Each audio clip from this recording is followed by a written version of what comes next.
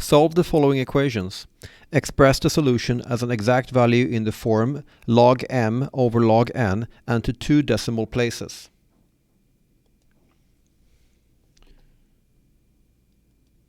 So for A, what we're going to start doing here is we're going to rewrite this in log form. So we're going to log both sides. Log of 4x for log of 4 to the power of x, equals log of 60.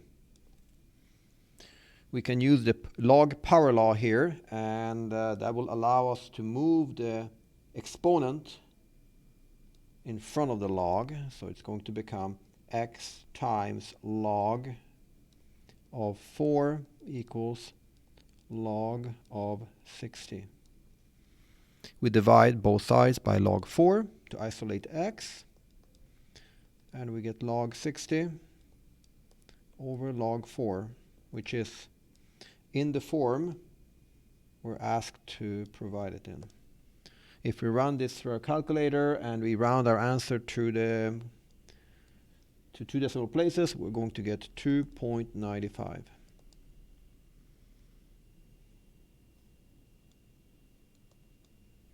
In B, we do the same procedure. We start by logging both sides. So log of 3 to the power of x minus log of 9. The x ends up as a numerical coefficient in front of the log 3.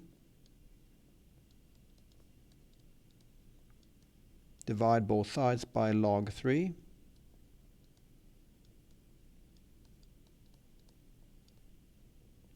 And then we can evaluate this on our calculator. And to 2 decimal places, we get 4.10.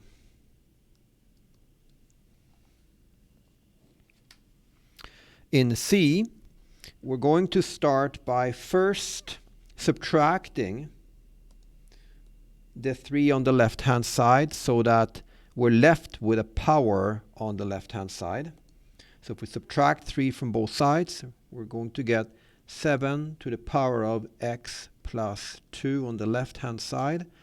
And on the right-hand side, we're going to get 444 minus 3, which is 441. We log both sides.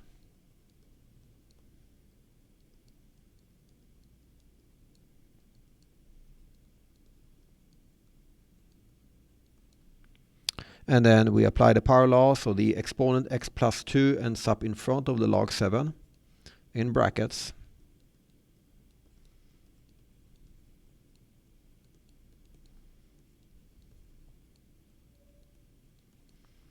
Now what we can do is we can apply the distributive property. The following, the left-hand side here, the log 7 can be multiplied into that binomial. And if we do that, we're going to get x times log 7 plus 2 times log 7 equals log 400 of 441.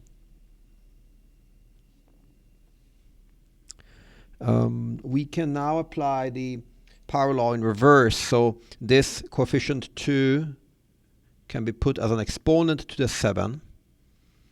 Okay, so we're going to end up with log of 7 squared, or log of 49. So this is the same thing as log of 49. And then we're going to subtract the log of 49 from both sides, which will leave us with x times log of 7 equals log 441 minus log 49.